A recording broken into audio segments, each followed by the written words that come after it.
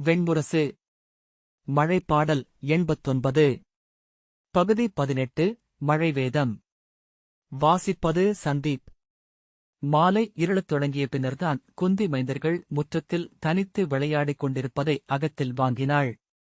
அனகையிடம், அரசர் எங்கே என்றாள். இதோ வந்து விடுகிறோம் என்று சொல்லிச் சென்றார்கள் என்றாள் அனகை. எங்கே எனக் கேட்டபோதே குந்தி வரவிருப்பதை உள்ளாழத்தில் உணர்ந்துவிட்டாள். எங்கே என்று மீண்டும் கேட்டாள்.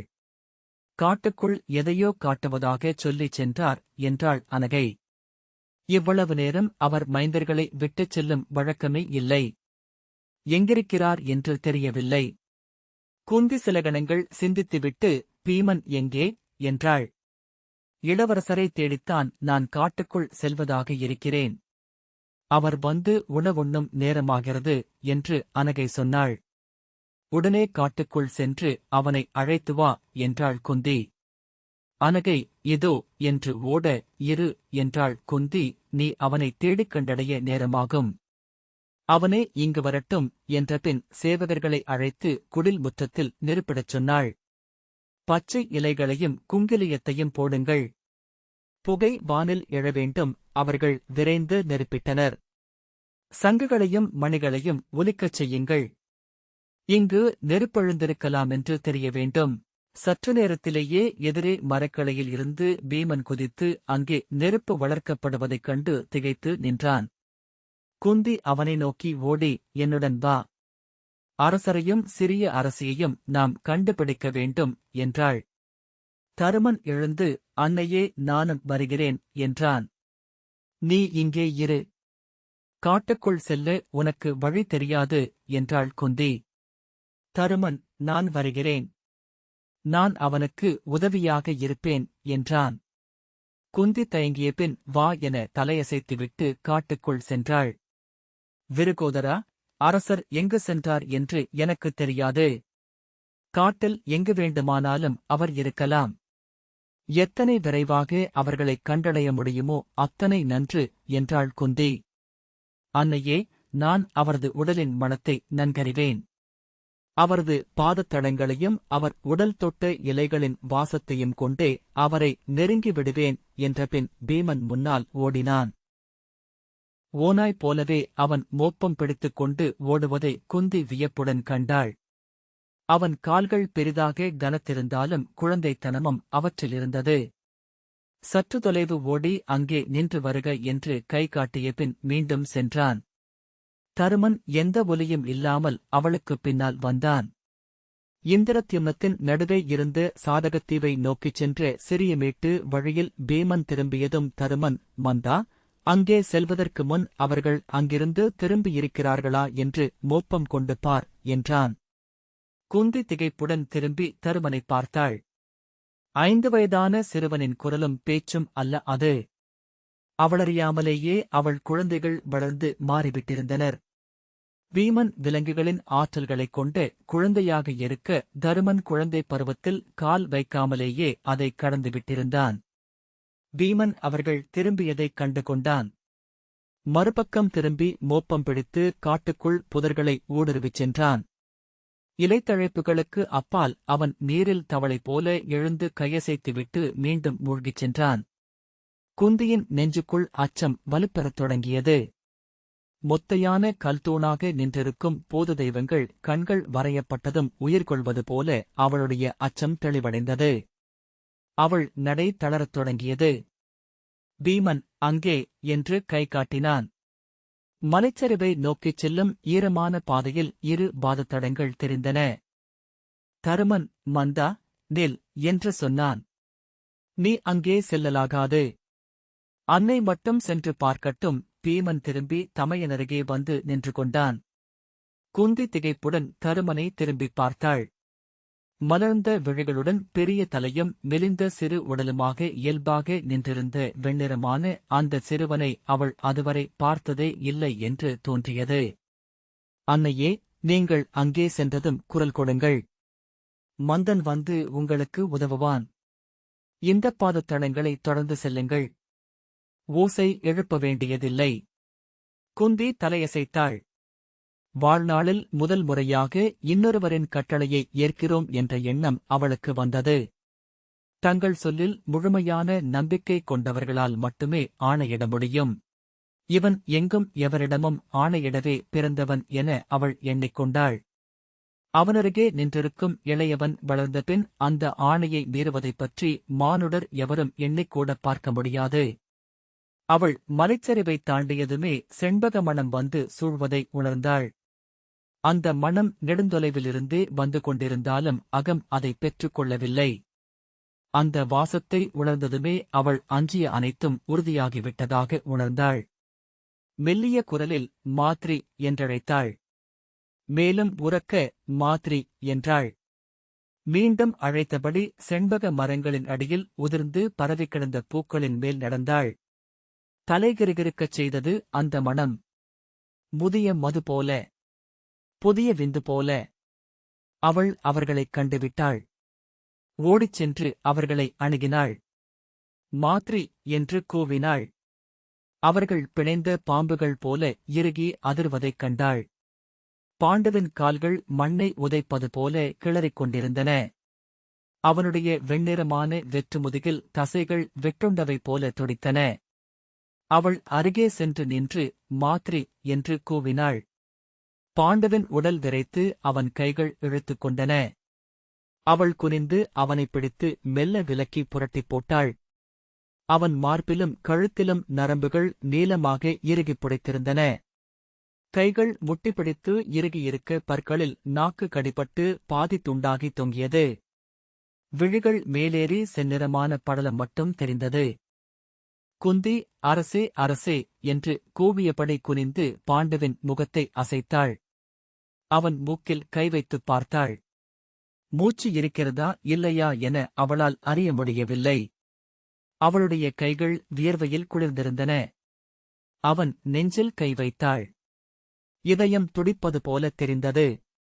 உவகையுடன் அரசே என்று கூவியபடி அவனை உலுக்கினாள். மீண்டும் நெஞ்சில் கை வைத்தாள். முதலில் அவளறிந்தது தன் நாடித் துடிப்பைத்தான் என்று உணர்ந்தாள். தன் மேலாடை நுனியின் மெல்லிய நூலை அவன் மூக்கருகே பிடித்தாள். அது அசைந்தது. அரசே அரசே என்று அவள் அவனை உலுக்கினாள். மீண்டும் மேலாடை நுனியை வைத்துப் பார்த்தாள். அசையவில்லை. தெய்வங்களே மூதாதையரே என்று அவள் நெஞ்சுக்குள் கூவினாள். முதலில் அவள் தன் விருப்பத்தையே உண்மை என அறிந்தாள். அவ்விருப்பத்தை மீறி உண்மையை அறியப் போகும் கணம் அஞ்சி பின்னடைந்து மீண்டும் தன் விருப்பத்தைத் தெரிவு செய்தாள். அவன் நெஞ்சிலும் மார்பிலும் மீண்டும் மீண்டும் கையை வைத்துக் கொண்டிருந்தாள். பின்னர் ஒரு கணத்தில் கனத்த பாறை ஒன்று முதுகின்மேல் விழுந்தது போல உண்மை அவளை அடைந்தது. அவன் இறந்து விட்டிருந்தான். அவள் திரும்பி கண்களை மூடிப்படுத்திருந்த மாத்ரியை தொட்டு உலுக்கினாள். அவளுடைய கனத்த புயங்களைப் பிடித்து அசைத்து மாத்ரி மாத்ரி என்றாள். அவள் எங்கோ இருந்து என்றாள். எழுந்திரு மாத்ரி. அவள் மெல்லக் கண்திறந்து சிவந்த விழிகளால் நோக்கி என்றாள். எழுந்துகொள். அரசர் இறந்து விட்டார். அவள் மீண்டும் என்றாள். அவள் இமைகள் மீண்டும் தழைந்தன. மாத்ரி எழுந்துகொள். அரசர் இறந்துவிட்டார் என்று அவள் கூவினாள். அவளுடைய கன்னங்களில் வேகமாகத் தட்டி அவளை உலுக்கினாள். அனைத்தையும் ஒரே கணத்தில் உள்வாங்கிக் கொண்டு மாத்ரி எழுந்தமர்ந்தாள். தன் ஆடையின்மையைத்தான் முதலில் அவள் உணர்ந்தாள். முலைகளை கைகளால் மறைத்துக் கொண்டு ஆடைகளுக்காக சுற்றுமுற்றும் பார்த்தாள். குந்தி எழுந்து அப்பால் புல்லில் கிடந்த அவளுடைய ஆடைகளை எடுத்து அவள் மேல் வீசினாள். அவள் அவற்றை அள்ளி தன் உடலில் வேகமாகச் சுற்றிக் கொண்டாள். குந்தி அரசரின் ஆடைகள் எங்கே என்றாள். மாத்ரி சுட்டிக்காட்டிய போது ஓடிச் சென்று அவற்றை எடுத்து பாண்டுவின் மீது அவற்றைப் போர்த்திய பின் உரக்க தருமா மைந்தா என்று கூவினாள். வீமன் முதலில் பாய்ந்து வந்தான்.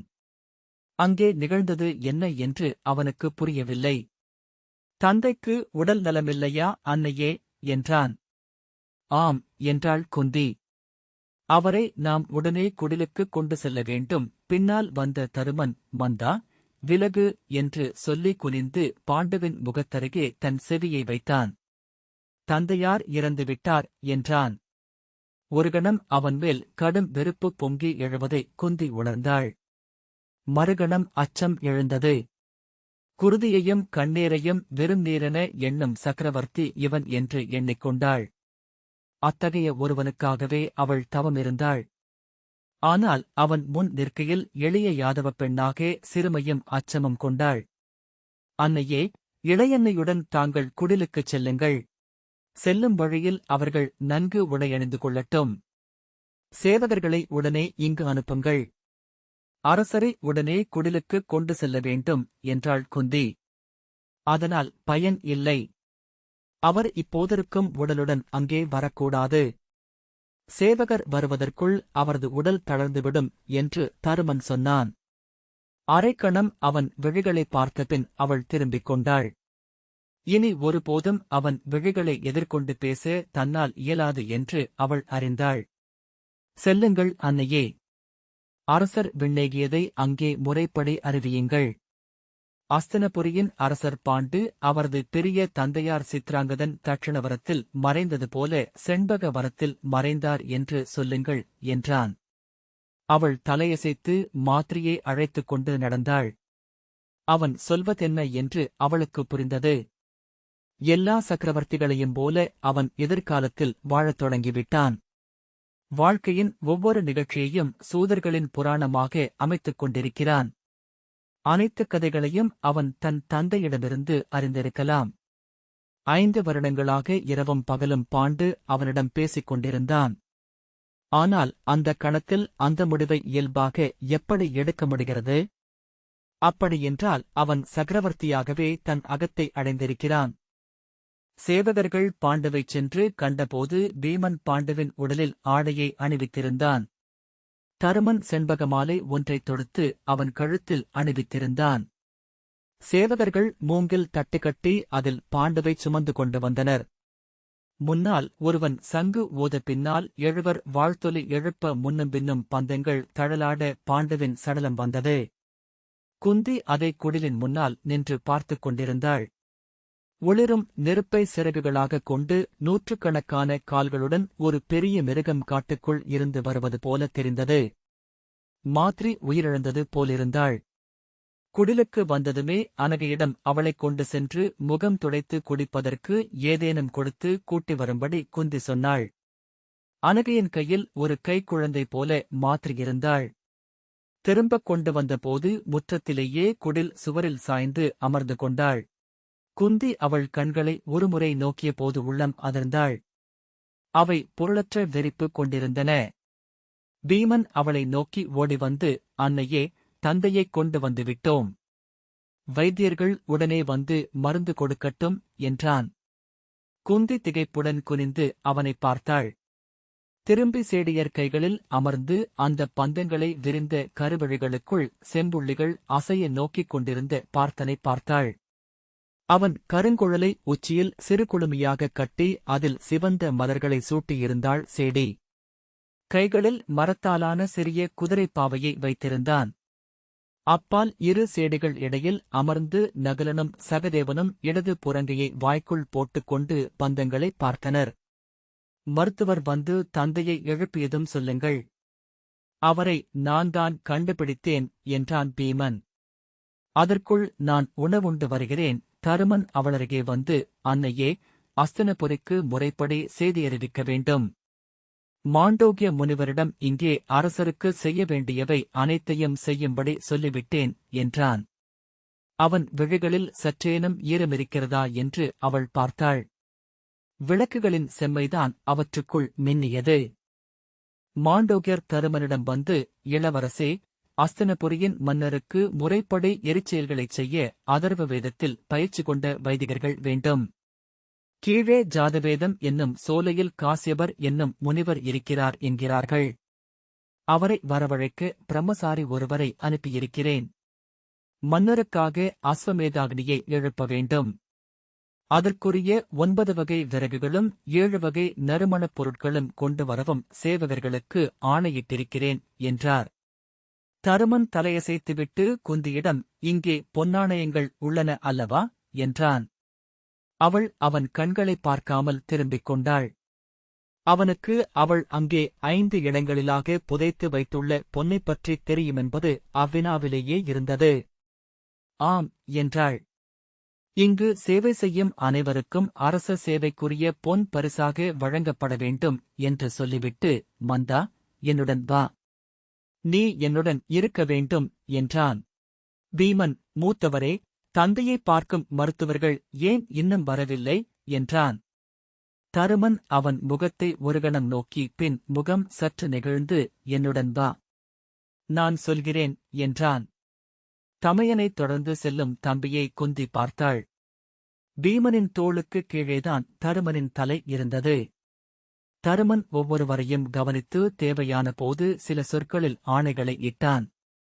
பீமன் திரும்பித் திரும்பி அங்கே நிகழ்வதை பார்த்துக் கொண்டிருந்தான். அவனுக்கு பசி எழுந்துவிட்டது என்று குந்தி அறிந்தாள். ஆனால் ஓநாயைப் போலவே ஏதும் உண்ணாமல் நீரும் அருந்தாமல் நாட்கணக்கில் இருக்கக்கூடியவன் அவன் என் அவள் புஷ்பவதி கரையிலேயே அறிந்திருந்தாள். இந்திரத்யும்னத்தின் கரையில் சேற்றுமேடு ஒன்றில் செறிந்திருந்த நாணல்களை வெட்டி விலக்கி அங்கே சிதைமேடை அமைக்க மாண்டூக்கியர் ஆணையிட்டிருந்தார். அந்தப் பகுதியைச் சுற்றி பந்தங்கள் எரிய சேவகர்கள் வேலை செய்து கொண்டிருந்தனர். அந்த ஒளி அப்பால் நீர்ப்பரப்பில் பிரதிபலிக்க காட்டுக்குள் நெருப்பெழுவது போல செவ்வலைகள் தெரிந்தன. குடிலின் முற்றத்தின் நடுவே 3 அடுக்காக மூங்கில் மேடை அமைத்து அதன் மேல் பரப்பப்பட்ட ஈச்சை ஓலைப்படுக்கையில் பாண்டு படுக்க வைக்கப்பட்டிருந்தான். அவன் மீது செம்பட்டு போர்த்தப்பட்டு முகம் மட்டும் தெரிந்தது. அந்த மேடையைச் சுற்றி 12 நெய்ப்பந்தங்கள் தழல் நெளிய எரிந்தன. மன்னனின் காலருகே விரிக்கப்பட்ட ஈச்சை ஓலைப்பாய்களில் சேவகர்களும் 2 விலாப்பக்கங்களில் விரிக்கப்பட்ட பாய்களில் வைதிகர்களும் முனிவர்களும் அமர்ந்தனர். தலையருகே இடப்பக்கம் பாயை விரித்ததும் அனகை வந்து, அரசியர் வந்து அங்கே அமர வேண்டும் என்றாள். குந்தி மாத்ரியின் கையைப் பற்றி, வா என்றாள்.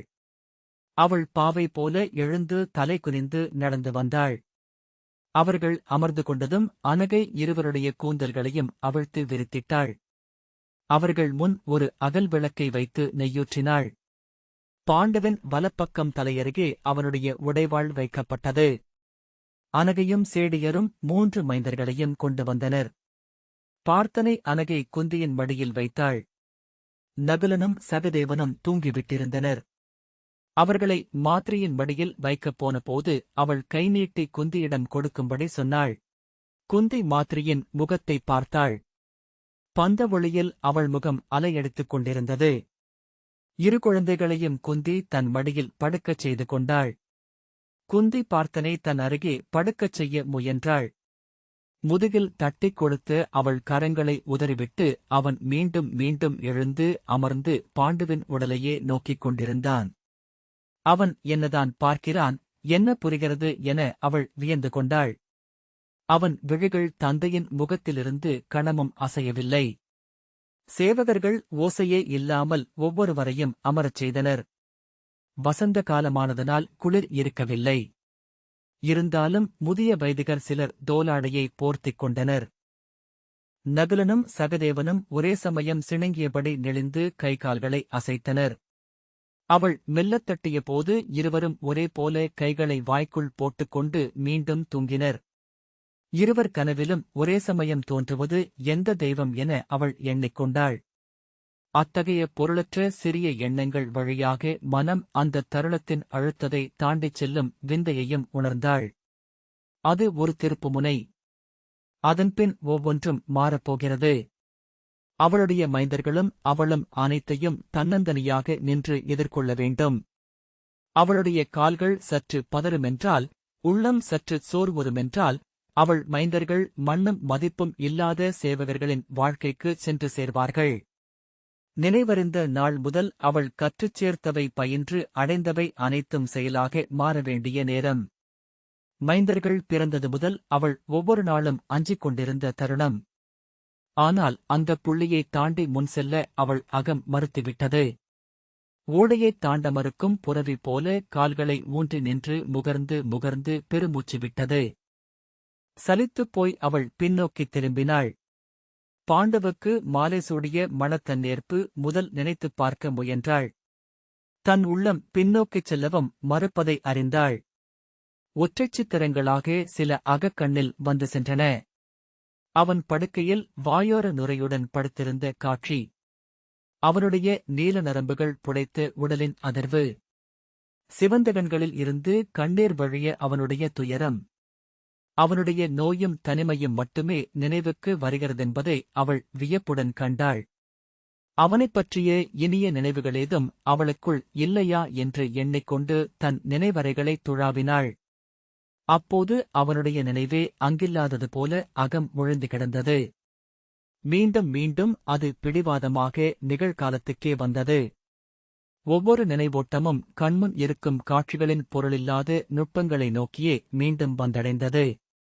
அவனுடைய உடலின் மீது போர்த்தியிருந்த நீண்ட செம்பட்டை அவள் ஒருவரிடம் முன்னர் அஸ்தின்புரியிலிருந்து தருவித்திருந்தாள். எதற்கென்று அப்போது அவளை உணரவில்லை. பொன்னூல் சித்திர பின்னல் கொண்ட ஒரு செம்பட்டு தேவை என்று மட்டும் எண்ணினாள். அங்கே எப்போதாவது ஒரு எளிய ஆசனத்தில் மைந்தருடன் பாண்டு அமரவிருப்பான் என்றால் அந்த பட்டை அதன் மேல் விரித்துக் கொள்ளலாம் என்று எண்ணிக்கொண்டாள். அப்போதே தன் அகம் அறிந்திருந்ததா? பாண்டுவின் முகம் செவ்வொளியில் பாவை போலவே இருந்தது. அவன் தன் அன்னையின் கையில் பாவையாக இருந்தான்.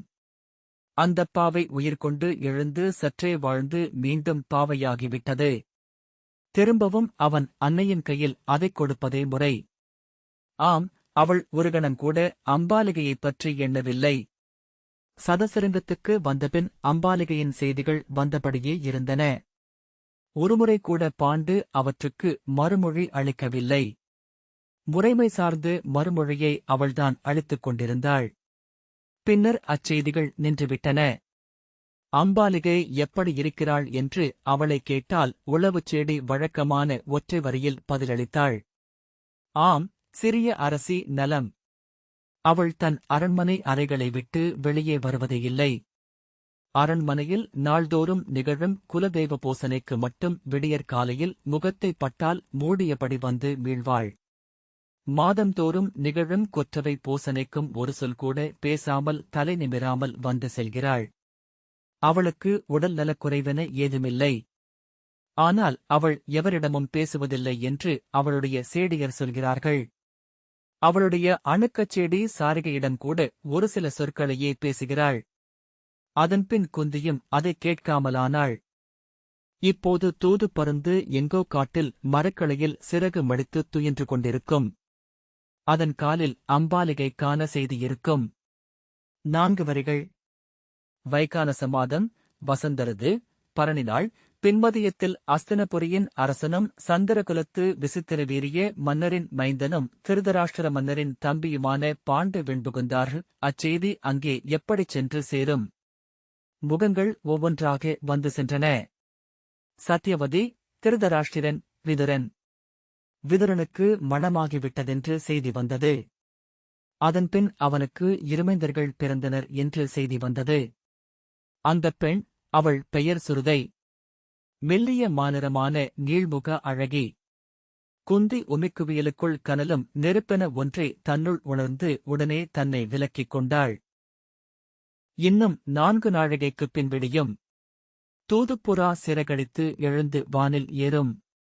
மீண்டும் அவள் பெருமூச்சுடன் சிதையை பார்த்தாள். ஒரு வெண்சுண்ணப்பாவை. அதற்குமேல் என்ன? அதற்குள் சிறைப்பட்டு விடுதலைக்காக ஏங்கிய ஒரு ஆன்மா. ஆனால் ஒவ்வொரு ஆன்மாவும் அப்படி அந்தக் கூண்டைப் பற்றி உலுக்கியபடிதான் இருக்கிறதா என்ன? வெண்சுண்ணப்பாவை. உயிர் நீங்கிய கணமே அவ்வுடலுடன் நம் அகம் கொள்ளும் விலக்கம்தான் எத்தனை விந்தையானது! என் மைந்தர்களின் அறத்தந்தை, என் குலத்தின் அடையாளம். ஆனால் அது இல்லை. இது வெறும் வெண்டோலெலும்புதசை கூட்டம். இன்னும் சற்று நேரத்தில் பீமன் ஓடிவந்த வேகத்திலேயே அமர்ந்திருந்த அனகையை தூக்கிச் சுழற்றி நிறுத்தினான். அன்னம், எனக்கு அன்னம் வேண்டும் என்றான். அனகை குந்தியை நோக்க கொடு என அவள் கையசைத்தாள். அனகை அவனை அழைத்துக் கொண்டு உள்ளே சென்றாள். சற்று நேரத்தில் அவன் விரைந்து ஓடிவந்து எடை தரையை அதிரச் செய்யும்படி அவளருகே அமர்ந்து நகுலனின் காலை பிடித்து இழுத்து, இவர்களை இறக்கிவிடு. ஏன் துயின்றபடியே இருக்கிறார்கள் என்றான்.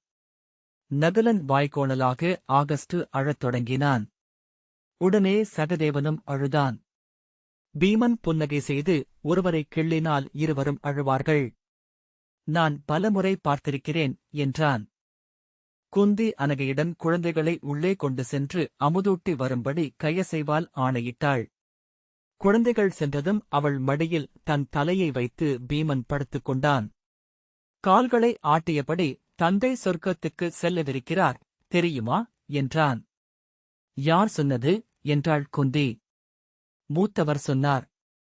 அங்கே விண்மீன்கள் ஒளிவிடக்கூடிய பெரிய பூஞ்சோலைகள் உண்டு. அங்கே யானைக் காதுகள் போல பெரிய சிறகுகள் கொண்ட வண்ணத்துப் பூச்சிகள் உண்டு. அவன் எழுந்து அமர்ந்து அங்கே விழியற்றவர்களே இல்லை, வெண்ணிறமானவர்களும் இல்லை என்றான். யார் சொன்னார்கள் என்று குந்தி கேட்டாள். மூத்தவரிடம் தந்தை சொல்லியிருக்கிறார் என்றான் பீமன். நான் வளர்ந்தபின் மலைமேல் ஏறி மேகத்தை பிடித்து அதன்மேல் ஏறிக்கொண்டு அங்கே செல்வேன். அங்கே தந்தை இருப்பார். அவர் தம்பியைப் போல அழகிய கரிய உடலுடன் இருப்பார். அங்கே அவருக்கு நிறைய மனைவியர் இருப்பார்கள். முதல் முறையாக குந்தியின் உள்ளம் விம்மியது. எழுந்து சென்று பாண்டுவின் தலையை எடுத்து மார்போடணைத்துக் கொள்ள வேண்டும் என்று பொங்கியது. கண்களில் கண்ணீர் நிறைந்தபோது தலையைக் குனிந்து கொண்டு அந்த கண்ணீரை இமைகளைக் கொண்டே அழைத்தாள். மூக்குக்குள் நிறைந்த நீரை உறிஞ்சிக் கொண்டாள். சற்று நேரத்தில் நிமிர்ந்து கண்களைத் திறந்து எஞ்சிய ஈரத்தை உலரச் செய்தாள். பாண்டுவை நோக்கக்கூடாது என தனக்கு ஆணையிட்டுக் கொண்டாள். இந்தச் சிறு எண்ணங்கள் வழியாக இத்தருணத்தை கடந்து செல்வதே முறை. அதுதான் அவள் அகம் கண்டு கொண்ட வழி. எறும்புகள் கவ்வி இழுத்துச் செல்லும் மண்புழு போல இந்த நேரம். ஒவ்வொரு எறும்பும் ஒவ்வொரு திசைக்கு இழுக்க நெளிந்து துடித்து உயர்வதைக் கொண்டு அங்கேயே கிடந்தது. இன்னும் எத்தனை நேரம்? அவள் கீழ்வானை நோக்கினாள். அங்கே விடிவெள்ளி முளைத்திருக்கவில்லை. இந்த வாசிப்பை கேட்டதற்கு நன்றி.